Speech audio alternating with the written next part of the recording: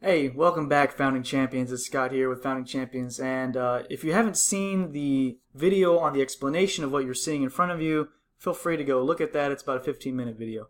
So what you see before you, if you haven't seen the other video, is what each faction is really good at. And if you think you should add more things to this or take away things or things are redundant, please put it in the comments below.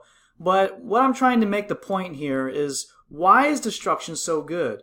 And how this game was developed that allowed destruction to be so good, right? And then you can make your own determination of what you think should, balance the game. I'm not going to talk too much of what they should do. I'm going to talk about why what we have is why it's happening. Okay, whatever I just said there. Okay, so as you can tell, there are 4 different colors for the different factions. So I'm going to explain the graph first, if you haven't seen that explanation yet. You have 4 different colors for the 4 different factions. You have the items of what those factions are good or not good at all. Then you have the key of what's dominant, secondary, and etc. Dark green, obviously, very dominant, and then you get into the lighter greens, or just white because there's nothing there. So, really quickly, to recap, additional actions, obviously, destruction. Turbo rotation of the champions, obviously, chaos and destruction. Destruction's got Riptooth. Out of phase drawing, all those times where you can draw extra cards, obviously goes to death. Recruiter for destruction. Archeon for chaos. Order they have the capability in the small sense, etc., etc. And you can tell. But what can you, from just looking at this graph, what does this graph tell you? What is this graph telling you?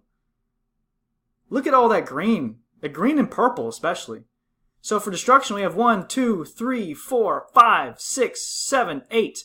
Alright? And how many do we have here from 2 to 16? I mean, that's 13 counts. Okay? So we have 13 counts. 8 of 13. Okay? 8 of 13. Heavily dominant. 1, 2, 3. We have 3 of 13 that are secondary. And then we have 2 of 13 that are capable. Okay, now let's put that up against order, for example. Order, we have 1 of 13 that's dominant. And we have 2 of 13 that's secondary. And then we have 1, 2, 3, 4, 5, 6, 7, 8, 9 of 13 that's capable. So let's just look at these 2 for now. So destruction, 8 of 13, that's huge. Okay, it's doing almost everything. What is it not doing? So it's not having ability to never deck out. Okay, so it can't stop itself from decking out. Is that really that bad? And then it has no last stand effects. It's just an entire mechanic of the game it doesn't have. Let's see. Order has the same weaknesses of destruction. It can't stop itself from decking out. And it has no last stand effects. But also, it has no stacking on top of all that. But it has all these small capabilities. So it's kind of like white in the color of magic. White can kind of do everything, but it's the best at nothing. So that's why white pairs so well with other colors. But that matters very little if destruction can also do everything, but then it's also the best at many things. Okay, now let's move on to destruction. 1, 2, 3, 4, 5. So 5 of 13. Secondaries, 1, 2 of 13. And 1, 2, 3, 4, 5, 6, 7 of 13. Here we go, 2 of 13. Secondaries, 1, 2, 3. And then capabilities 1, 2, 3, 4, 5, 6, 7. And I think these are pretty accurate. Like if you look at the results of the last tournament we had 3, day 2. That's the one where Will was playing Order, because he won day 1. I assume he won with Destruction. It was 3 Destruction decks and 1 Death deck. Oh, obviously, look, Destruction's the best with Death coming in at second. You know, when we're making stats here, like, I guess you can argue on some of these stats.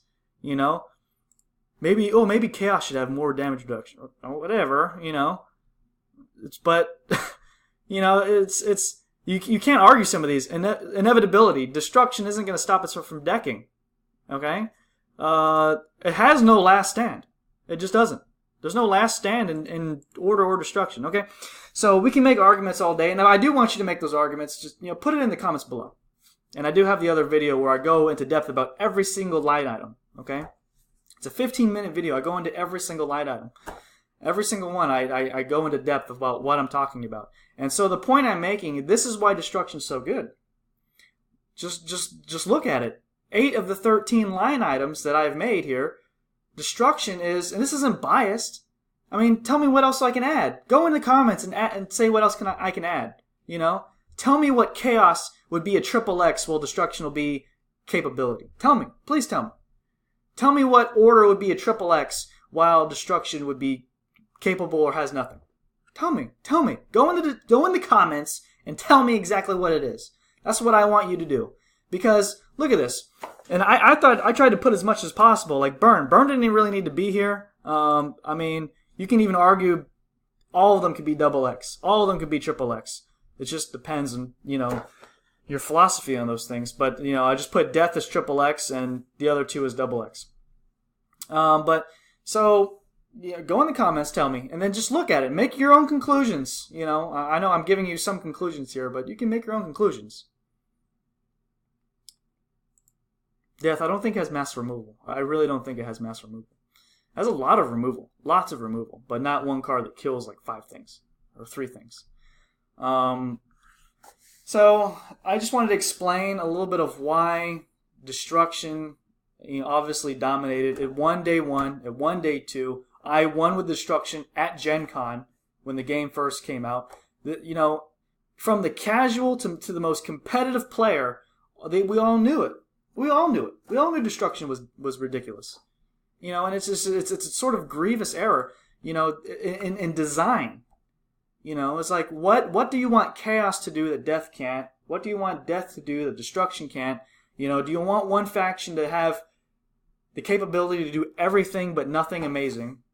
Do you want one faction to just be really good at one thing and bad at everything else? Stuff like that. Do you want some factions to just, not have that capability? Obviously, Last Stand, it's a pretty good mechanic, And I think Last Stand's a very well-made mechanic, too. Whoever made Last Stand, props to you. It's available to Chaos, Minor, and Death, and it's not in the other 2. I think that's how it should be. Additional actions. The only reason why it's order is because there's a blessing that gives you additional action when you switch people around. So order could really be blank, but it has some minor capability. Destruction, Death, nothing the other 2, but we're also realizing that additional actions are pretty broken. Okay, I want to do a quick conclusion. So, the point of this video was to show you why destruction is so good, in terms of game design. Basically. Why is destruction so good in terms of game design? I don't think it's like one particular card. Obviously, they banned 2 cards. I think it's just like all the cards that's broken, quote unquote. Rally Cry, Watch Chanter, Cruising for a Bruising, Gordrak. We're like, oh, all these cards are so good. But it's like if you ban one, the others are still so good. You would have to like ban them all. It's like the line between bad and broken, okay? And it's a fine line. It's in Magic the Gathering, we see that in the color blue. It's very easy to make a blue card way too good, and then if you just change it slightly, it goes from the line of way too good to unplayable very quickly. And destruction seems to be the blue of Magic, or the destruction. Yeah, you get it. So I just wanted to make that video of why destruction's so good. In terms of a game point design, I'm not really talking about in specific cards. I'm not harping on Rally Cry or Gordrak. I'm trying to show you why, if you're still watching this video too, by the way, because I'm rambling now. I'm just like extending the length of the video. I'm rambling at this point. This is showing you why destruction is so good. And I've repeated this 5 times, 6 times. You could probably have a little counter, you know, if you were to parody this video. Ding, ding, ding, ding. Oh, Scott said it 5 times now. Duh. You know, I'm trying to just get it through your head. I'm trying to run this home to you. It's not one card. It's not, oh, they made a bad card or a broken card. They made a broken faction. They made a broken Grand Alliance. The entire design of Grand Alliance destruction is broken. There is no other Grand Alliance that plays like destruction in its full capability. There isn't one. The other 3, it's like you had one guy design 3 Grand Alliances, and then you had a second guy completely by himself in a corner somewhere design destruction. And then they just approved it all, and it was a game. Destruction is its own game. It's not even playing on the same level. It's not playing the same game. It's playing almost a completely different game. And how did you not see this? It is so painfully obvious, like I have said so many times. Everyone saw it. Everyone had seen it coming. The second those cards became previewed and everyone saw them, 2 days before the whole set dropped anyways, we all saw it. From the casual guy to the most competitive guy, every single person saw it coming. Everyone saw it coming. Everyone sees it. So, you all have Play Fusion. I guess sometimes you watch the videos, sometimes you do it. I don't know. Maybe when I call you guys out, then you make it known that you watch them, whatever. But you did put up an offer for jobs for play testing and things like that. I saw that, and everyone was tagging Will. We should do it. Will's willing to do it for free, by the way. 12 minutes into the video. Okay, so you're working on it. You're trying to make it better. I feel like the ship has already sailed for set 2. Obviously, it's probably actually already been printed, or is in the process of being printed. The order has definitely already gone to the printers. The last time I've seen, it's usually around 4 to 6 months you send those orders to the printers. So set 2 might just, everyone thinks, oh, we gotta wait for set 2. I don't think set 2 is gonna fix it, guys. It may do that. It may do that. We don't know. But set 3, you do have time for set 3. I think you have time for set 3. So think about it. Look at that set 3. Really, really look at that set 3. Get some second opinions on that set 3. Okay? Anyways, that's the end of the video. I do want to thank you for watching. If you have any further questions, comments, concerns, like I said, comment the video. If you don't want to comment the video, comment it in Facebook.